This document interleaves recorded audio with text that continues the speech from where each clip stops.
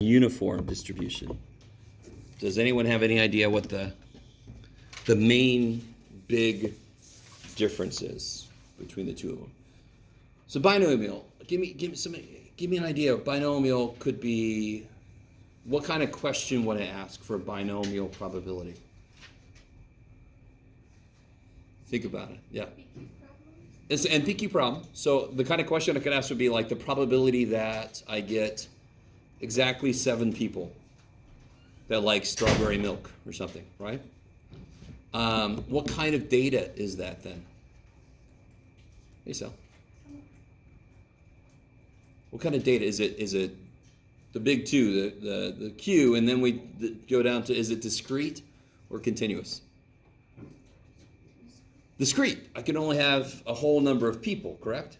So binomial distribution is discrete. The general probability, so we have the x, p of x business, that's a general probability distribution. I could just make up my probabilities, or it's by observation. How many TVs do you have in your house? 0, 1, 2, 3, and I just calculate all the percentages for each, right? So that would be, let me give you this picture, here we go. This looks like x, p of x, correct? Everybody with me so far? These probabilities, though, in this case, came from the fact that it's a binomial situation. So the general probability distribution, the x, p of x stuff, that could be anything. I can ask somebody, how many meals do you eat in a day? 0, 1, well, 0 would be horrible, but 0, 1, 2, 3, 4, whatever. And then then calculate the percentages based on the responses I get. Everybody with me? So that could be anything. It could look like anything.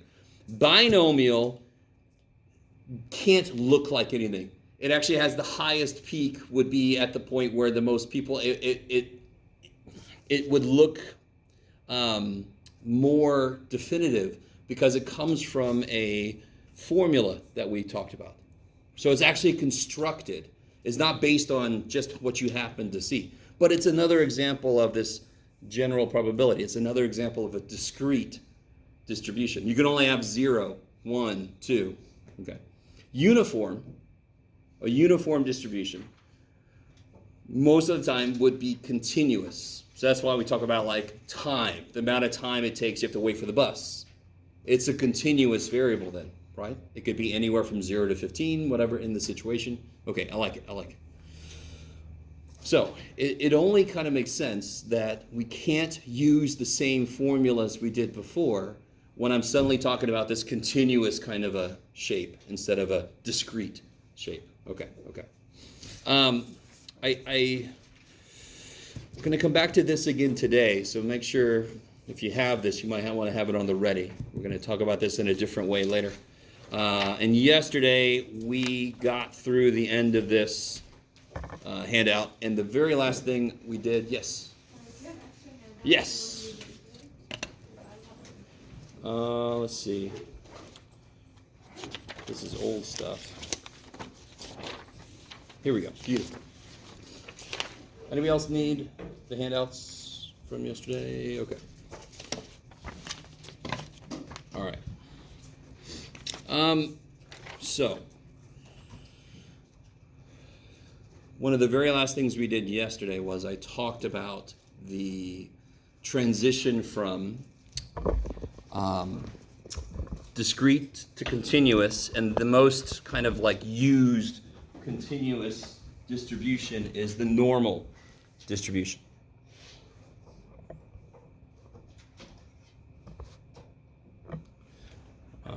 You sleep. Okay. So let's do this. We're about to transition into.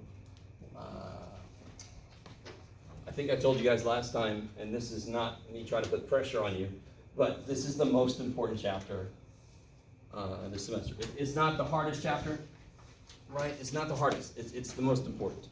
It builds up some very fundamental ideas. What do we know about, remind me what we know currently about the normal distribution. Right, so I'll put some stuff down. So if I make this into z-scores, the mean will always come out to be 0, right? Because the z-score is fundamentally a distance from the mean, measured in standard deviations. But so that's why it's always 0. So what is, if I put a 1 here and a negative 1 there, what do those actually mean? 1 standard deviation. 1 standard deviation up, 1 standard deviation down. I love it. Kick ass. So a little side note, if the mean was, I've decided to be tricking myself today as to where I put everything. If the mean was 28 and the standard deviation is 2, what would this actually be? 28. What would this actually be? 30. And this would be 26. I love it. Okay. I like it. So I really want you to understand. This is after I've taken whatever the hell the mean and the standard deviation, I've made z-scores out of them. So the mean, what if the mean was 0.079 and the standard deviation was 0.001? What would this be? 0.079, and what would this be? 0.080. Okay, right? You guys be with me? So this is one reason why we call, once we've made z-scores out of everything, what we call that is a standard normal distribution, because we've standardized everything. I don't care what the mean was. What I care about is how far away from the mean things get. So for example, whatever the hell the mean is, I don't care what the mean and the standard deviation are, if it's normally distributed, what percentage is in here? 68. It doesn't matter what the mean and the standard deviation are, it just matters that it's normally distributed. So a huge part of the beginning of statistics, a huge part of it is, how can I tell if I have a normal distribution? Because if I have a normal distribution, I know a lot. I know a lot of stuff. If I don't know what it looks like, I don't know what the hell. If it looks like this, what percentage is within one? I have no freaking idea. Right? It just looks weird. Here I have I know the numbers. So this is 68%. Can somebody tell me then what percentage is down there? 16. Yeah. If there's 68% inside of there, how much is outside of there? 32. So then how much is on that side? 16. Cool. All right. So that's going to become huge in just a little bit, believe it or not, that number. Okay. Now, I just said, if we know it's normal, we know a lot. To be really honest, we really don't know that much. We know more than we normally would. But we don't really know that much. So for example, if I have a normal curve, can anybody tell me what percent of the curve is between negative 2.73 and 0.11? What is this area? Can anybody tell me? You could tell me. You could figure out the area between 1 and 2. You totally could. Because I know within 2, I know within 1. Is everybody sort of with me? I could kind of tease that out. We cannot drill down this precisely at the moment, right? We have no idea. Because all we know from the empirical rule is within 1, within 2, within 3. That's all we know. All right, so what we're about to do today, what I told you yesterday, and I tried to make really sure you understood this wasn't going to become a calculus class, but there is a formula I think I want to show you. I'm going to show you this formula once. Just so you know it exists and it's out there in the universe. For a second, I thought you were going to say, I lied, this is going to be a calculus class. Oh man, that would be, you guys would just so love that, I know. Let me see, I know it's in here somewhere.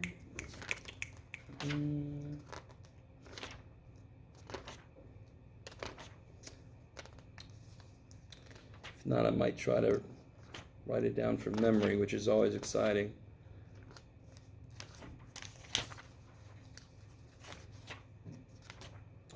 Oh, shoot. There it is. Okay. All right. So me show you this bad boy here. I'm going to show it to you once. So what I'm about to show you is the formula that if you plug this formula in your calculator, it would actually construct this picture. So that's the formula I'm about to show you. And it kind of makes sense. If I went under the area in here, it should kind of make sense that the first thing I want to know is, okay, good. What's the formula of that? What's the formula of that curve?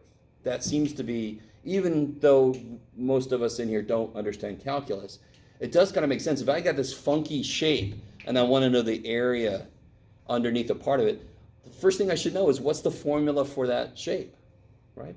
So let me show it this to you. We're not going to use this. I just want you to see what it is. This is kind of neat, this reveal. There we go. So there's the formula. Now, does anyone find that aesthetically pleasing? Okay. So let's move past that. Does anyone see anything in there that's familiar? Yeah.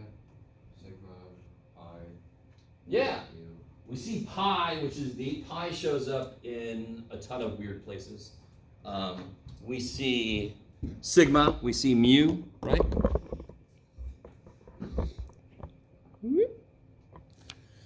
So if I were to, in my graphing calculator, hit y equals, and then put all this in, and put like 28 for the mean and 2 for the standard deviation, it would actually create the normal distribution that has the mean and the standard deviation. Okay. And then, yes? You said y equals like y equals 1? No. So if I hit y equals, and it's actually y1 equals, I'm not sure on your calculator how you get to those. And I put this function in, and I hit graph, it would graph the normal distribution. Right? In fact, why not do it? Let's see. I'll do this real quick. You guys don't have to do this with me, don't worry. Oh, of course, this is in a weird mode. All right. Here, you guys, oh, sure. But don't try to do this with me, but here, you're going to need this later anyway. Oh my gosh. He's almost dead. No, Dr. Jim. No. Okay, here we go. Somebody tell me what you want the standard deviation to be. 5. Okay, I love it. So let me start to build this sucker. So it'll be 1 divided by 5 times the square root of 2 pi times e to the, and again, don't try to, unless you really want to, don't try to follow me along, negative x minus, what do you want the mean to be? 20, kick-ass. Thank you for playing along. Squared over, shit, I didn't want to do that, divided by 2 sigma squared. Sigma was 5, right? Okay, so I had you guys tell me the mean and the standard deviation. So let me do a couple things. X minus 20 squared, was it times or divide? Divided by. Yeah. And again, you don't have to do this. I'm going to do a couple things real quick to make sure it shows up on the screen. Our mean is 20. Let me do this actually. Let me do this. All right. So our mean is 20. So I want to be able to see up to 20. So I'm going to go from 0 to let's go from 0. What was our standard deviation? 5? Yeah, 0 to 40 should be fine. I like it. And then I'm going to do this. Just hang out for a bit. Yeah, the highest y could possibly be theoretically is 1. So I'm going to do this. Let's see what this comes. Let's see what this gives me. Oh, that's exciting. All right. Let me make the window a little bit better. Now let me ask you real quick. The height, and again, I just want to do this very quickly just to show you this actually works. The height, what's the highest it could be? Theoretically is 1. That's the biggest the probability can be. So of course, none of them are going to be 1. So let me make the maximum height. So y max, I'm going to make it 0.4. Let's see what that does for us. Oh, crap and a half. What did I do?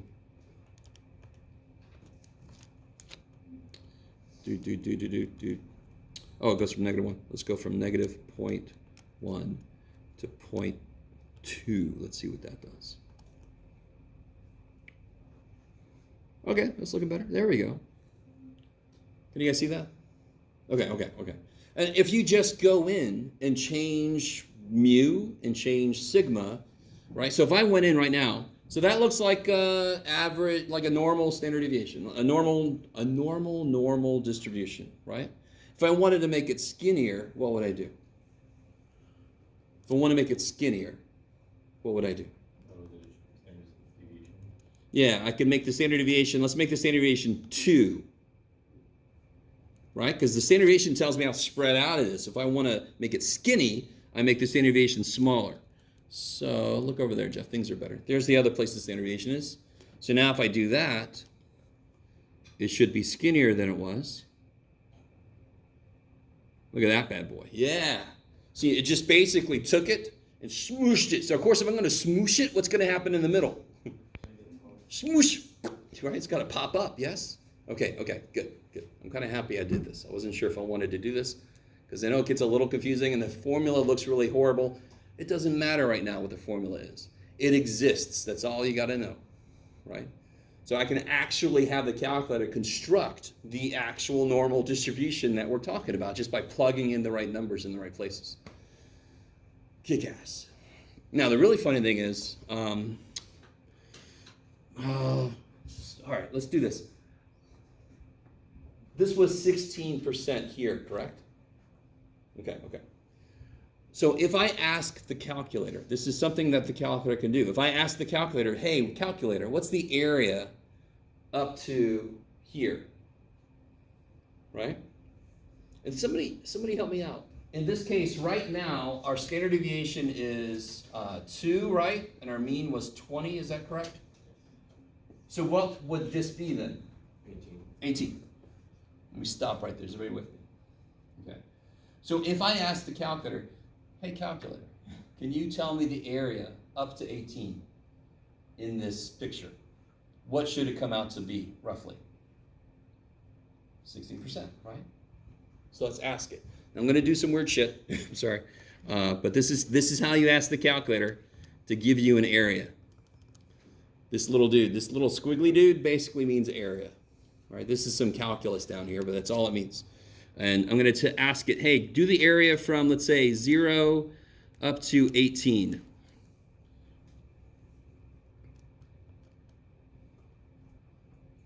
Can you guys see that? What did it come up with? 0.1586. Yeah, like 0.1587. Do you guys see that? If I round it to 2 decimal places, I get freaking 16%. Yes? You guys with me a little bit? Okay. What would really suck is if I had a bunch of problems with a bunch of different means and standard deviations, and every time you had to go in here and change all the shit and get to the graph and then do the thing. Wouldn't that kind of suck? Wouldn't you rather have your teacher give you a chart that has all the answers on it already? Wouldn't that be nice? That'd be awesome, Jeff. Holy shit. Unfortunately, no, I'm joking. I have that. So I have that chart. And all that chart does is it does everything we just did. It just does it for a lot of z-scores. So let me give you that chart right now. And we'll verify a few things on this chart. So reading this chart is going to take a little bit of getting used to, but it's not that crazy.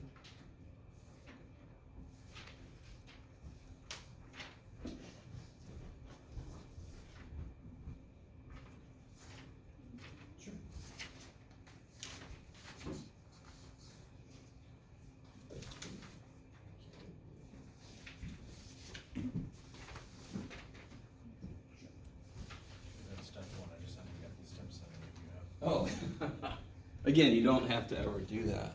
Just trying to figure out how you can get that on the graph. It is kind of nifty, though. It really is. The exact formula that you showed, just how did I get the graph? I kind of like it because, again, I I understand the formula is very daunting. The math behind the area is kind of like, what the hell would that look like? None of that matters. There's a formula that describes that shape. I could put it in a calculator and figure things out from it. And that is where this thing comes from. So here's how to read this chart.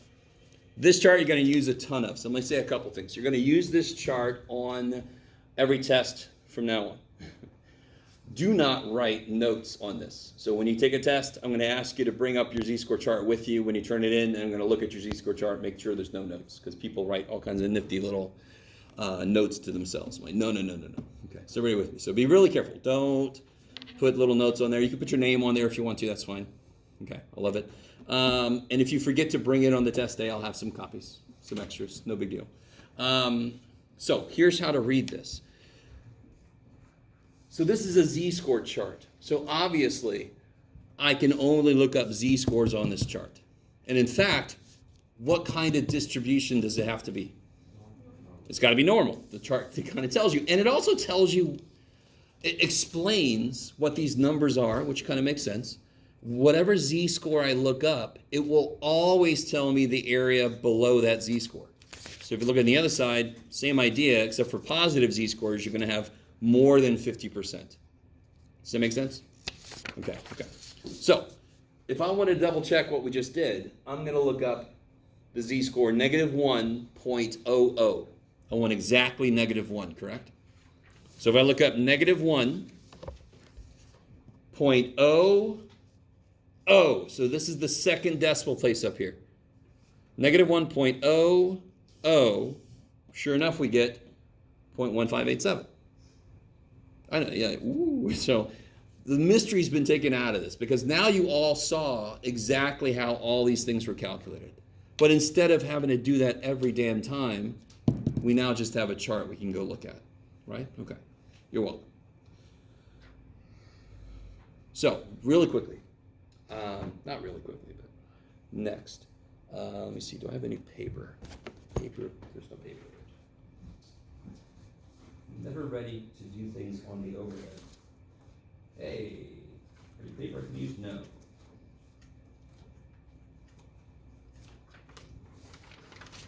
Too much writing. There we go. Now we're talking. Okay. Professor, Yes. on that chart, there's a couple of asterisks that shows. We'll get there. Okay. I like it.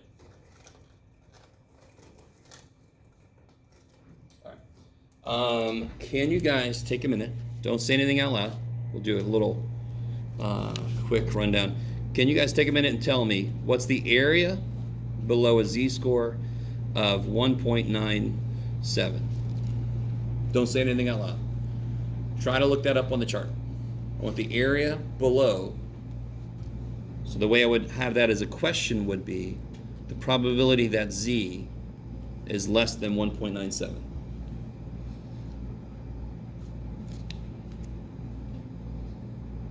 So of course the immediate thing is, I'm not looking at the negative side now, right? I want the positive side. And I want 1.97. So who thinks they found that? Yeah. 9756. 9756, is that what you guys got? Yep. So if I look up 1.97, 9756.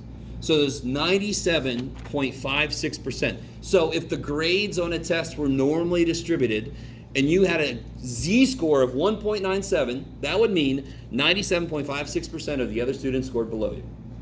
So do you see how these are actually, I could look at these as percentiles, right? Okay, I like it. So 1.97 Z-score is roughly the 98th percentile. Kick ass. Okay, so help me out with this one. Okay, 1 and 2. What is the area above 3.19? What is this area here? Don't say anything out loud. Just give everybody a minute to look at.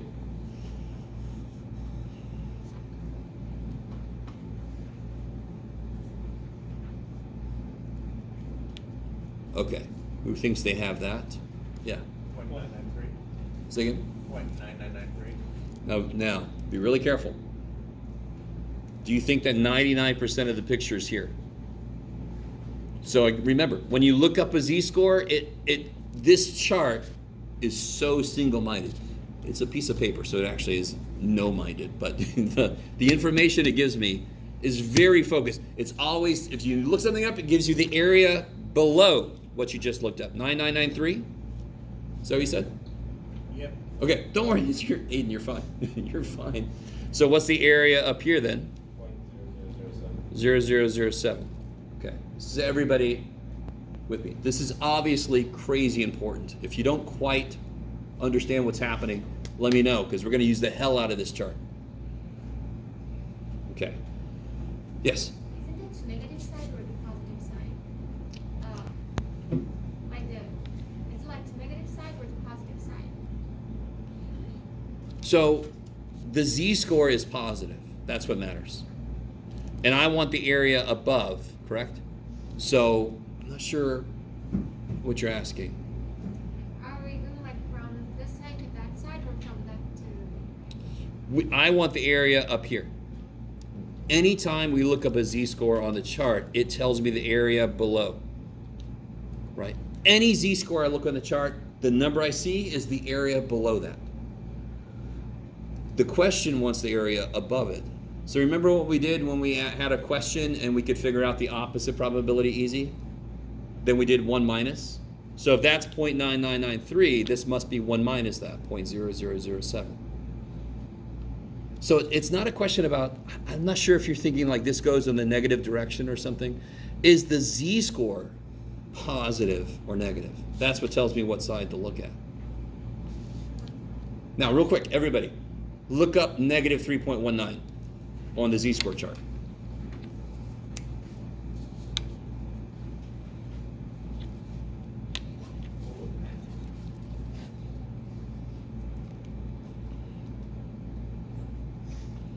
What do you get?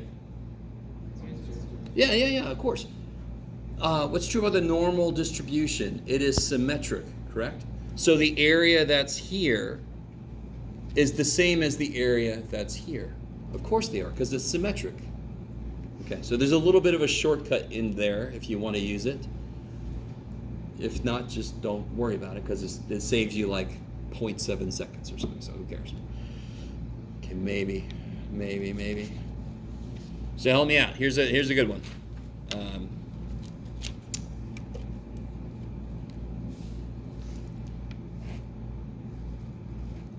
Wow, every time I do this is a little different. What is the area from negative 1.02 up to 0.91? What's this area here?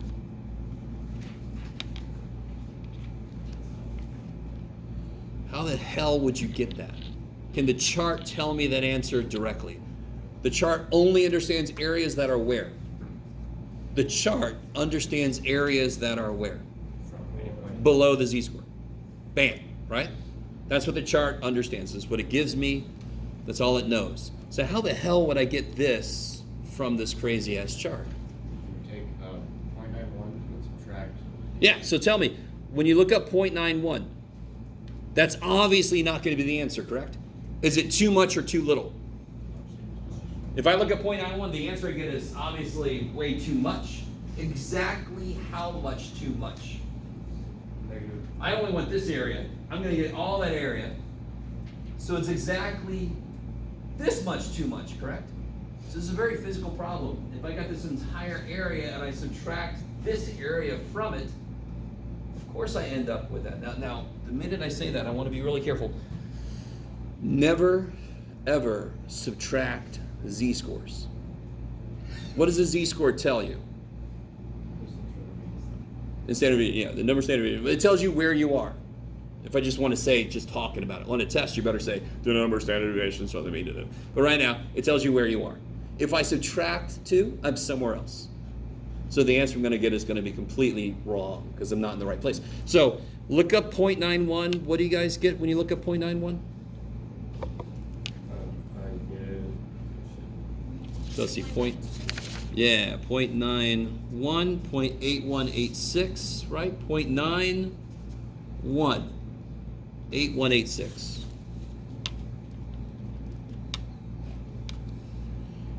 And now what about when you look up negative 1.02? Yeah, so negative 1.0. And real quick, I want you to notice something. Negative 1.0, 012, right? I always see people do negative 1.0, 12, and they tell me that's the answer. 102. Yeah, so 0, 1, 2. There we go. 1539.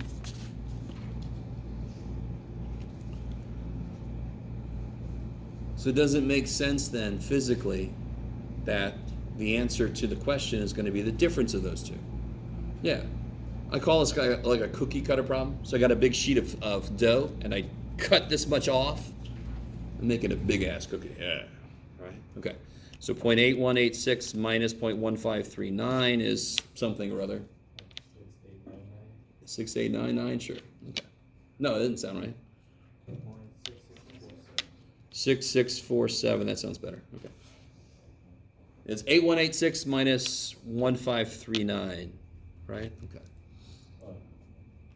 No worries. Okay, not too bad, right? Not too bad. Okay. So let's test that out. Yeah. I can't keep track of anything this morning. Let me see.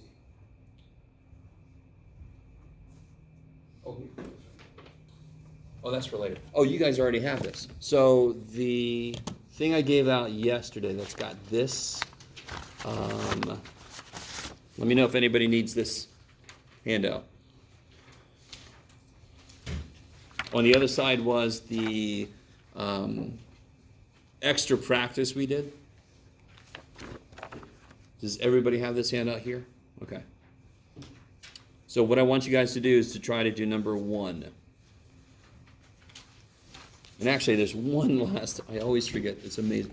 I have certain things that can be guaranteed to forget to discuss. So give me 1 second. Let's do one more example. I want you to really understand, this z-score chart, if I look up a z-score, I end up getting what? What are these here, actually? What are these? What are those? Yeah, they're areas. But we also know from everything we've discussed, when I have a probability distribution that's graphed, when I find the area, that's the same thing as the, sure, the percentage, which is the same thing as the probability, right? So the probability that I get something between this and whatever, right? If I know the percentage first, so for example, I have a normal distribution and I want to know what is the z-score that's got 5% below it.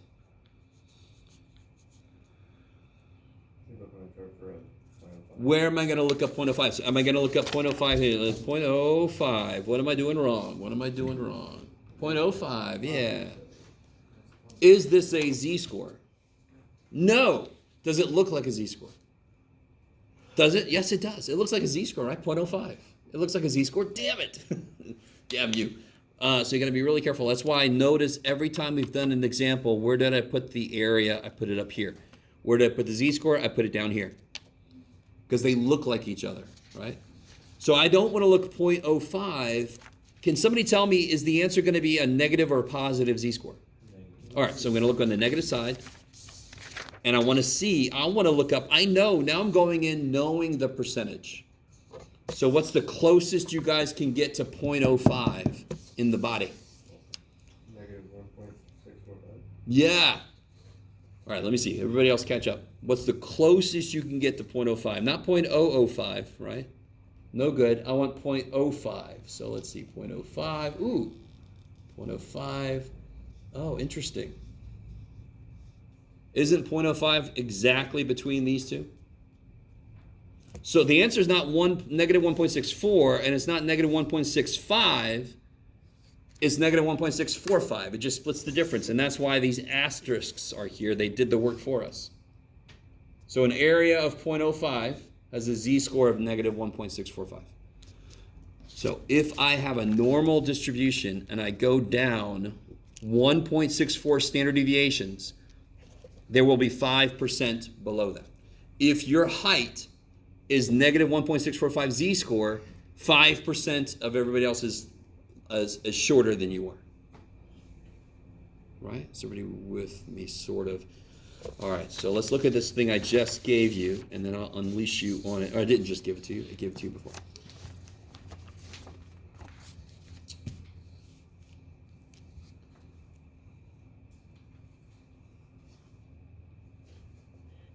All right.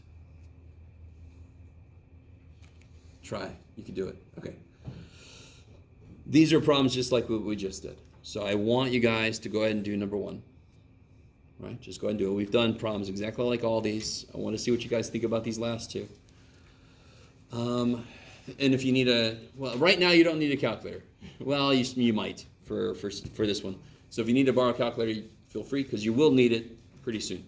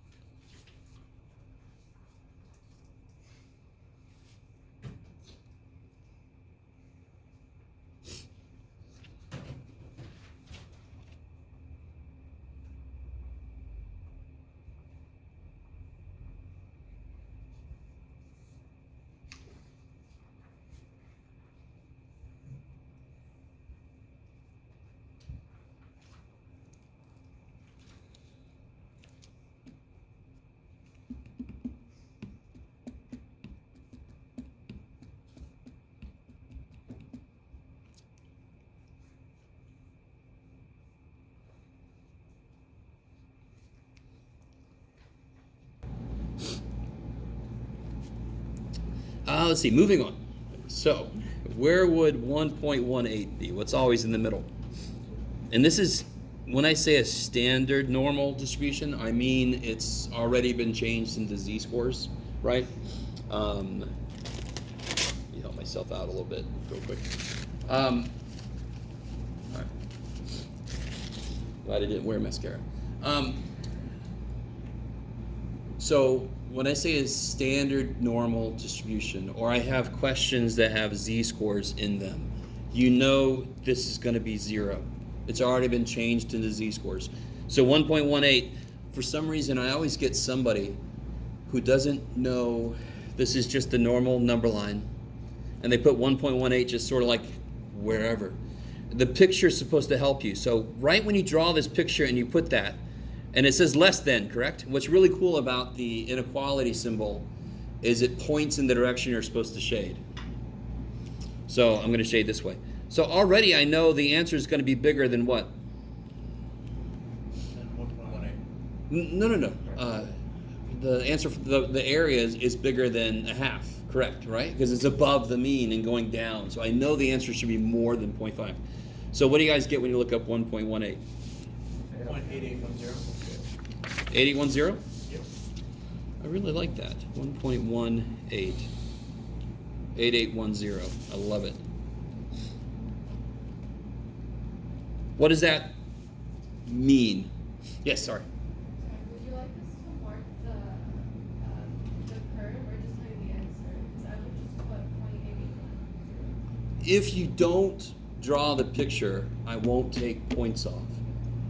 If you make a mistake and there's no picture, I will take more points off because I have to assume the worst. And trust me, if you draw the picture correctly, it will only help you, right? So that's why I kind of try to push you in the direction of drawing the picture. To be really honest, when I do these problems, I don't draw the picture because I really know what the hell I'm doing because I've been doing it for a long time. But I desperately want you guys to understand, if you draw the picture and use it correctly, it will only help you. So that is the answer, bam. So notice z-scores go down here, areas go up there.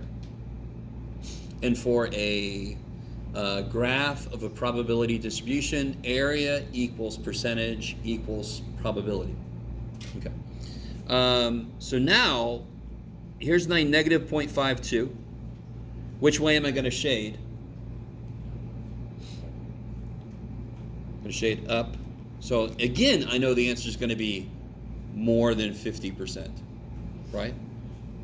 You guys all with me?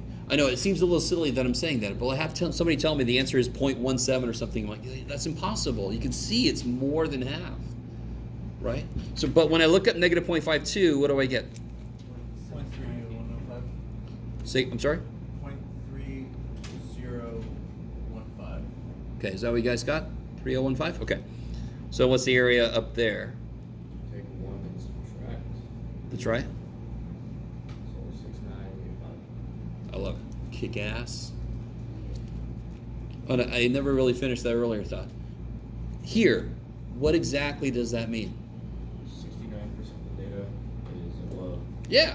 the z-score. Yeah. So if if in a race your time was the negative 0.52 z-score, that means that about 70% of the people had times above yours, right? I like it. Cool. This is the one that, is going to suck, but oh well. And again, one time I had somebody who just, for the life of her, she couldn't draw this. So I just said, draw a triangle. It doesn't matter. You just need a visual anchor. That's all that matters. I don't care what that really ends up looking like. Hopefully it's some kind of symmetric thing. So when I look up, and again, this will help you remember mathematically what to do here. If you look at this picture, subtraction should come to mind. Because when you look up 1.49, what do you guys get?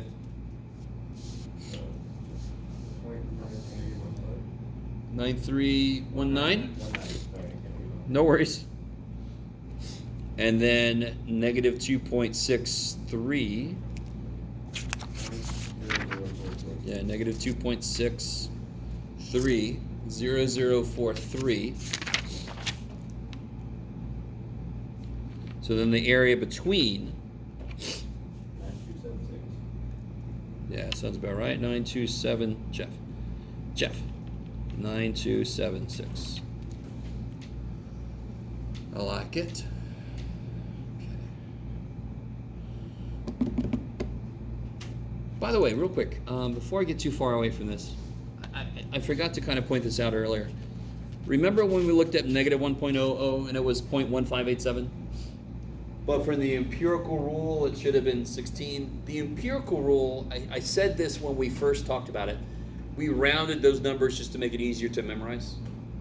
Yeah. So this is actually like 68.26%. This is actually 0.1587. We just made them nice round numbers just to make it easier to remember, right? Okay. So this is empirical rule on frickin' steroids, right? It just fills in a lot of the gaps in the middle. Now,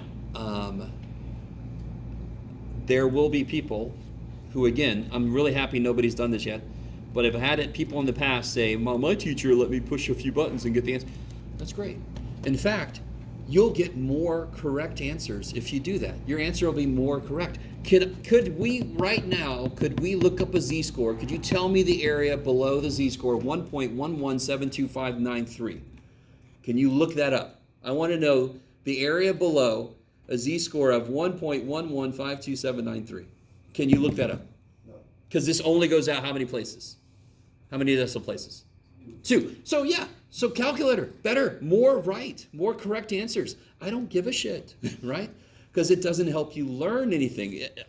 I have this weird idea that if you use the chart, you'll start to get an intuitive sense of how things are kind of like spread out. You'll connect more with what the number actually means. You draw these pictures and it really gets in your head. What am I actually doing? I feel like if you learn statistics all on the calculator, you have no connection to it. Yeah. I can always kind of second that. Having like the visualization of like, okay, if you have a really low z-score, you know, this much percent data below, you can kind of look at like a diagonal line and see how it increases as the z-score increases, gets closer to 0 on the negative side. I know this really helps me. It's like, All right. it's gonna sound weird, but like pretty pictures for me are fantastic. Okay. I love it. I love it. Thanks. Okay. Even if everybody in here hated it, I wouldn't care. I'd still make you do it. Okay. But I appreciate it. Let's see. So that's the first three. Those are the basic ones. Then we get down to here, and this is just the same thing, just backwards. It kind of makes sense if you can you convert from feet to inches? Could you guys do that? Could somebody tell me how many inches if I have 3 feet? 36 inches, right? Could you also convert from inches to feet? Yeah. Of course you could, right? So this chart effectively converts z-scores into areas below them. So if I know areas below them, I should also be able to go backwards and convert it back to a z-score. So if I look up 0.38, you're more than likely not going to find exactly 0.38, but what's the closest you can get? And like we said earlier, this is going to be a negative z-score because it's below 0. Negative z-scores. What's the closest you can get to 0.38? Yeah, here's the closest I can get, one of these two. One of these two is the answer. Do you see that? That's 0.3821, that's 0.3873, 783, sorry. See how that's 21 away? Does everybody understand what I mean when I say that's 21 away? Yeah. How far is this away? 17. So which one's closer? This one is. So what z-score is that? Negative 0.31. No, be careful. Oh, yeah. Yeah. Sorry. So negative 0.31. I think I heard somebody, if you wanted to, you could do your own personal little asterisk, dude, and say negative 0.305, because it's sort of like right in the middle of those two. Are you with me? I'm not going to make you do that in general. It's just it's sort of like your Price is Right. Just get closest, right? You can go over. I don't know. You guys gonna watch that? I don't know. So this will be negative 0.31.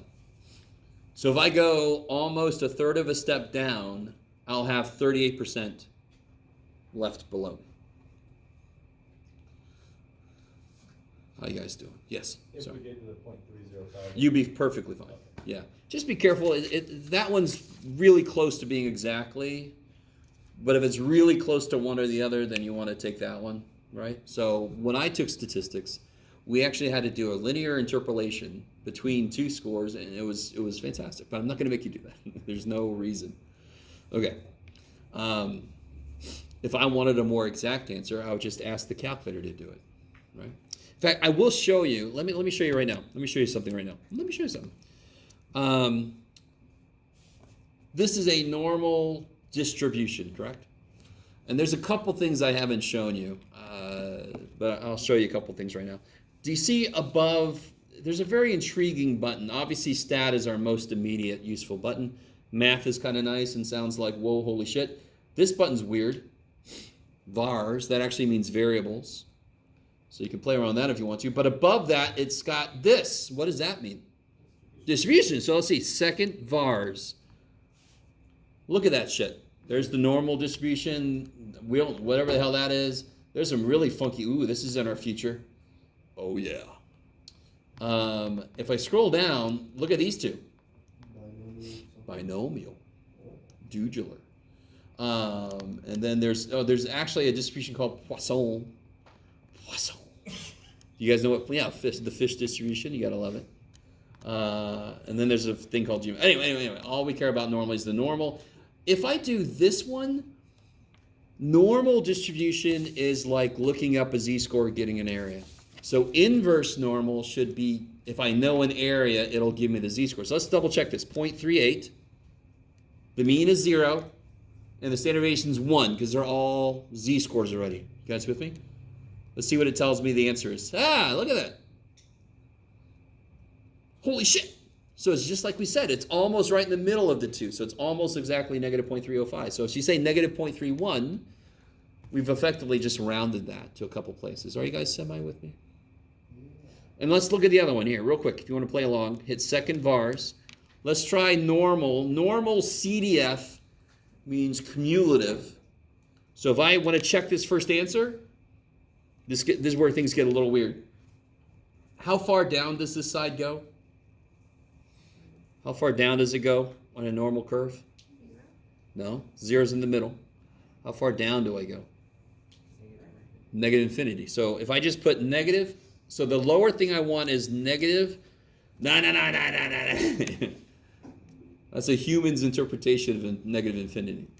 And I want to go up to 1.18, right? 1.18. Mean is 0. Standard deviation is 1. Let's paste that. Calculate it. 0.8810 if I round it. Do you see that? Okay.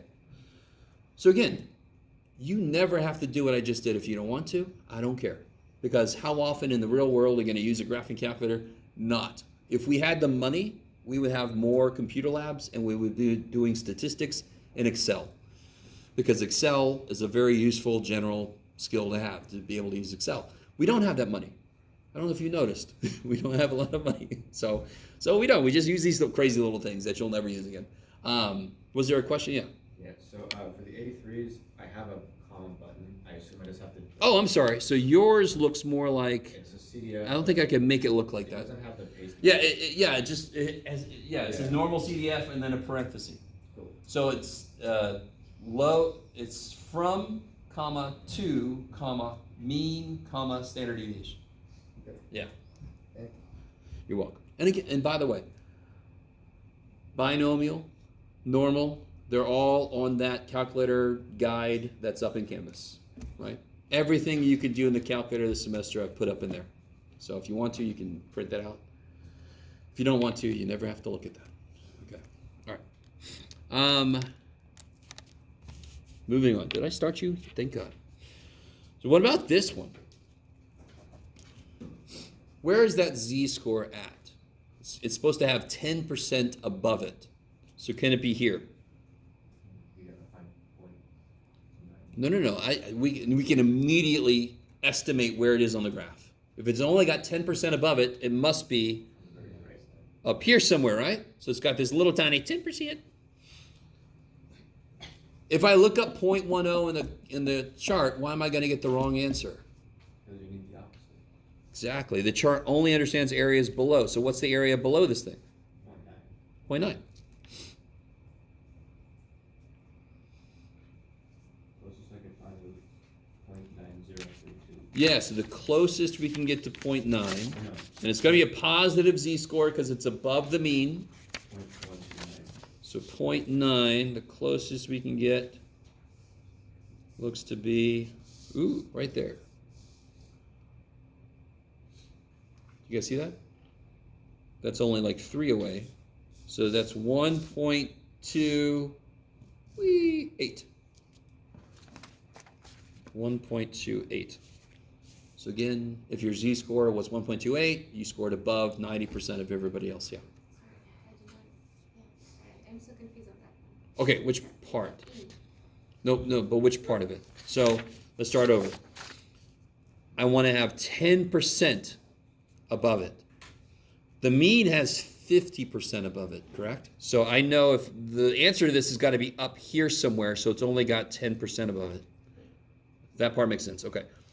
The chart only understands areas that are below the score, correct?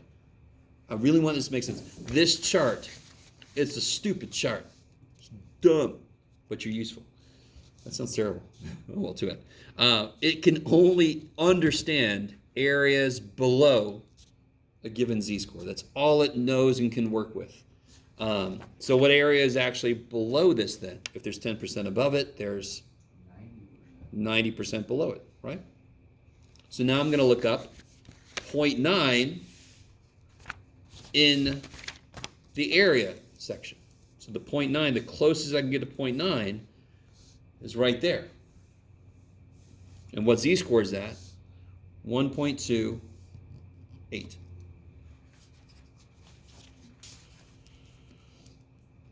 So be very jealous about this. Math can go both ways. So if I look up one thing to get something, I could look up the other thing to go back. If I can solve for x, I can solve for y. I can do most everything in math. I can do both ways. Okay. All right, maybe. Now, here comes the next. We always do this. Hey, there's a whole another level to talk about. Samaj, you got this thing from yesterday, right? Okay. So we're working on that right now. And there's something that could be daunting at the moment.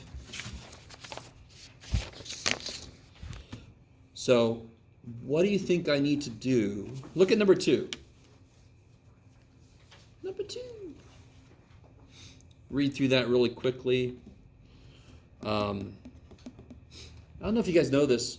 There was a time when we had 20,000 students going to Grossmont. We're now around 11,000. Whoa. So, yeah, that's appropriate reaction. I won't get into that because I'll go into a huge rant about how we're nowhere near set up to try to pick that back up. Oh well. So, I don't know what, I would think finding a parking spot is much better, especially over the summer. Holy shit. I mean, I can't even talk to you about it over the summer. You're just getting spoiled. But back in the day, when we had 20,000 Grossmont students, I think this was probably close to true. I think it's not really true anymore, considering, people are so considerate. They're like, oh, there's too many people here. I'll go somewhere else. You guys can have some parking. We're like, oh, thank you. So, if you read through this, what's going to go right in the middle of this picture? Kick ass. What's the data point in the first question that I'm curious about, that I want to know something about? 27.2. I want to know less than that. So where's 27.2? Holy shit. And I want to know the area less than this. I'm going to shade this in so I have a visual of the answer. So I at least know the answer is going to be less than 50%, possibly a lot less, but I know it's going to be less than 50%. Do I look up 27.2 on the chart, on the Z-score chart? Can you? No. And why does not even make sense? It's in the name, right? What do I need to know before I can use it? Holy shit, right? So we call it the Z-score chart. I got to know Z-scores. So I'll do the mean. The mean, let me calculate this, is a 0 Z-score. You guys do this one. Please convert 27.2 into a Z-score. Do you remember the Z-score formula?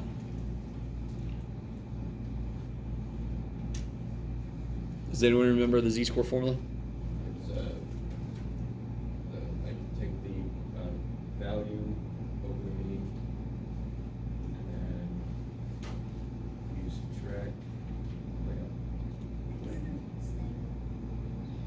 X minus X bar. Yeah, this one happens to be a population. It's not a sample. We just said Grossmont students, so it's all Grossmont students, yeah. It doesn't really matter. I'm going to make a claim right now, and then I'll check in later this semester with you, see if you still think this claim is true. The Z-score formula is always the same. We already have 2, don't we? But they're the same. What is it? Our data minus the middle divided by the spread. That's what the Z-score is. X minus mu over sigma is the same thing as X minus X bar over S. It's still our data minus the middle divided by the spread. There will be several more Z-score formulas in our future. Yay! Okay, so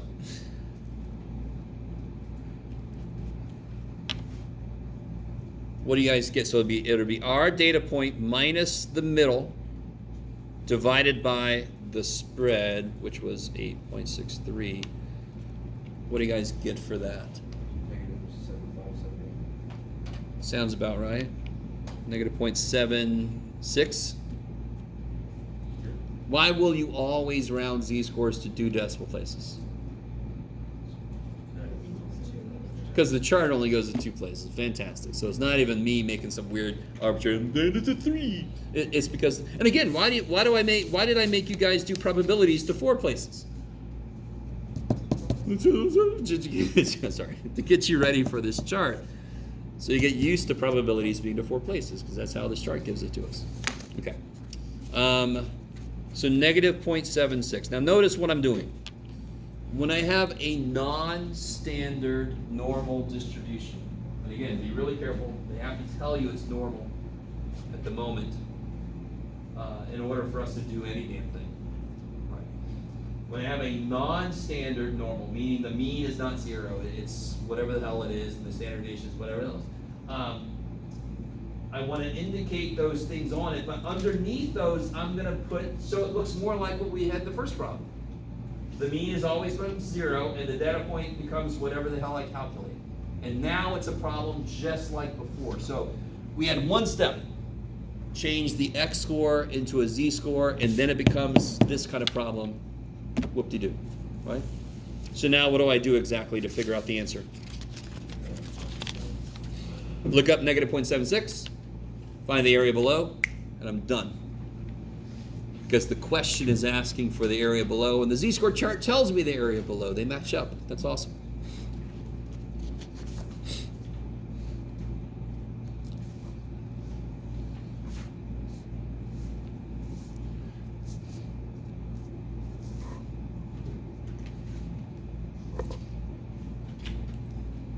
Yeah, so it looks like you guys get 0.2236.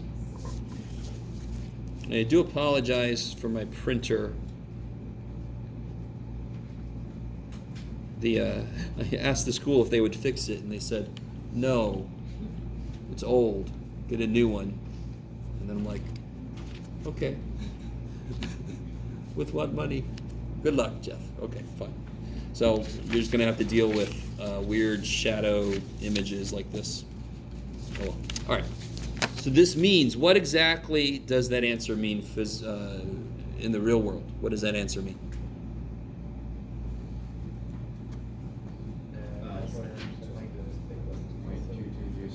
of data is behind the 27.2. I appreciate it, but be careful. So 22.36% of students take less than 27.2 minutes per week to find parking spots. You guys with me? Or I could say the probability that a student finds parking spots in less than 27.2 minutes in a week is 22.36%. I love it. I love it. So obviously, you should know this about statistics by now. It's not like algebra, where the number is the end. In statistics, very often the number is the beginning. What the hell does that number mean? What do we do because of that number you calculated? What's the implications? Blah, blah, blah, right? Okay. Go ahead and do number 2. I'll wait.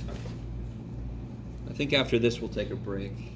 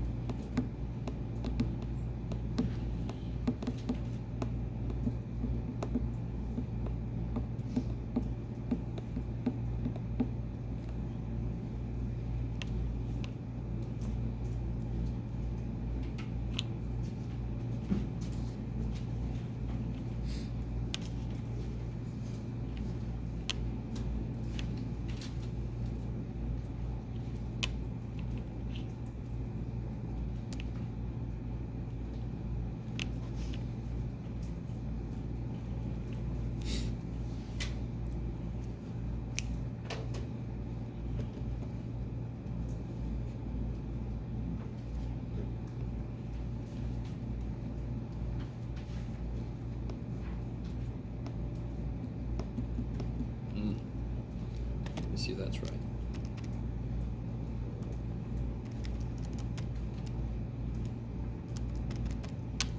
Oh, wow. Not too bad. Okay. So I get a z-score of 2.23.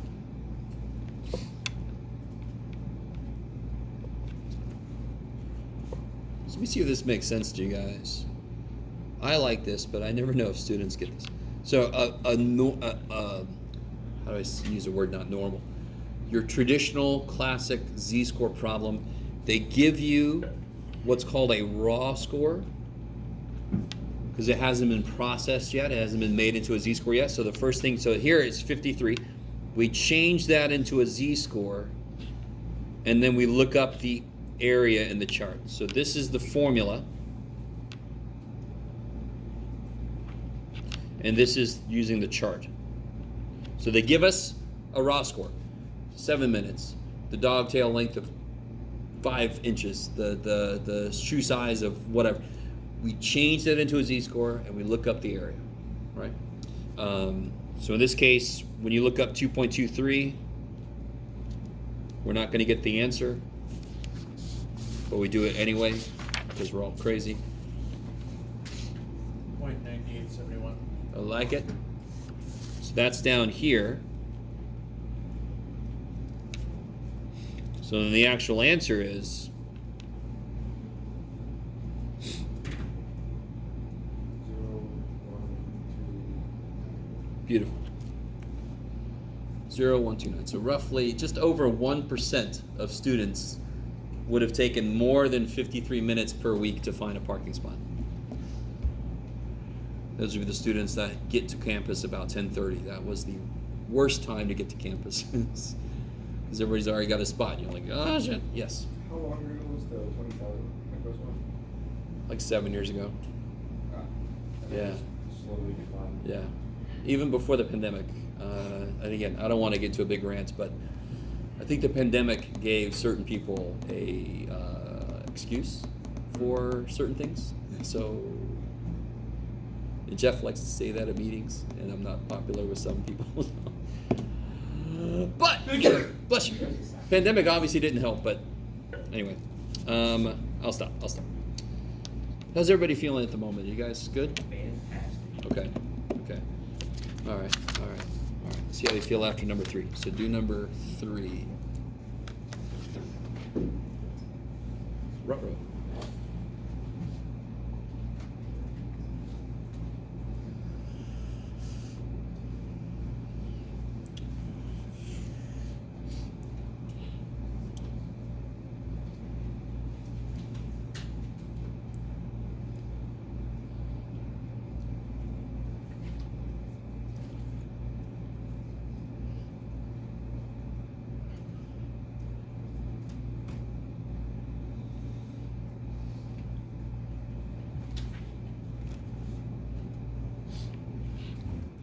So this one, of course, is going to take a bit more work.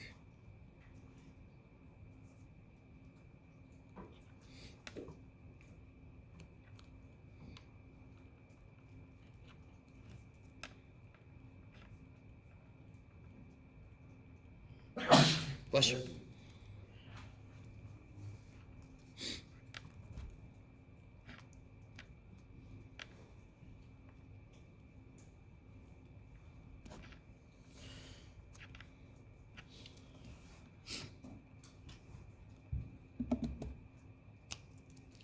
And as you do these problems,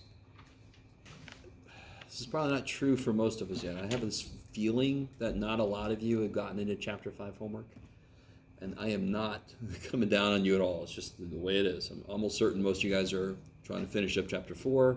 But once you start doing Chapter 5 homework, I really want you to realize what we're doing here is the same thing, except there we had rectangles. I didn't need a chart to look at. I could just find the area of a rectangle. I didn't need that. So we're doing the same thing. We just have these shapes where we're like, holy shit, I need some help. So looking stuff up in this chart is the same thing as length times width for the area. It's just a different shape. That's not, a nice shape. Poor little guy.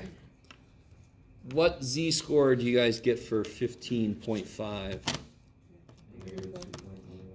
And by the way, I don't know if this has happened to anybody yet, but let me do this. I'm going to make a mistake. I'm making a mistake right now. I have made a mistake. Okay. What mistake did I make? You did not use parentheses. Exactly. What's the only thing that was divided with what I put in there? It only divided 33.74. Do you guys see that? Our calculator has no eyeballs. It understands order operations. Please excuse my dumbass son, right? It understands order of operations. So it's going to do the division first.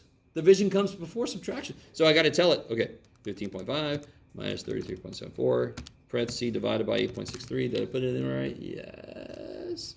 So negative 211. Is that what you guys got? Okay. Negative 2.11. And then for 29.5, what do you guys get?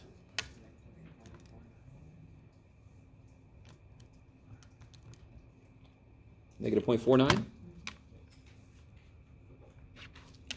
Sweet. Really quickly, this was negative 211 because the next number is a 3, so I round. Right? Actually round, don't just chop. Okay.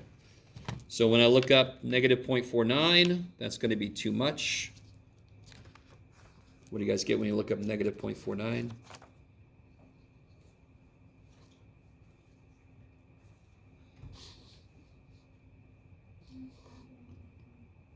I get, what do you guys get? Yeah, 0.3121, do you guys see that? Okay, 3121. And when I look up negative 2.11, oh shit, I did say we were going to take a break earlier, I'm sorry. Negative 2.11, I get 0.0174. So now the answer is just going to be the difference of those two.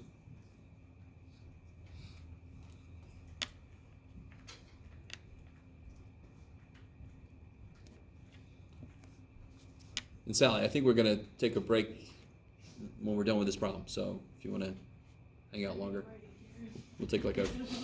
You're fine. What do you guys get? 2947. Okay.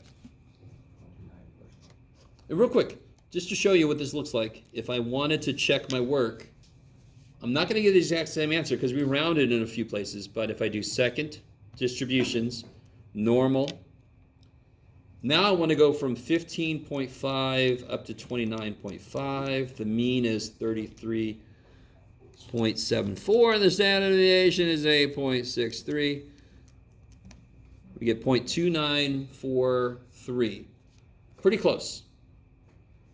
Why is it not exactly the same? Again, we rounded. We rounded both of our z-scores, so it's going to kind of shift the area a bit. I don't mind that our answer is technically not perfectly correct. I don't mind because you don't learn as much, even though you get a more correct answer. All right, so before we do this one, I got a little bit of review for this one anyway. Let's take a break. Come back 5, 10, 15. Yeah, come back at quarter till. We don't have a ton of, well, we got a bit. So come back at quarter till. And then I can go print out the practice test.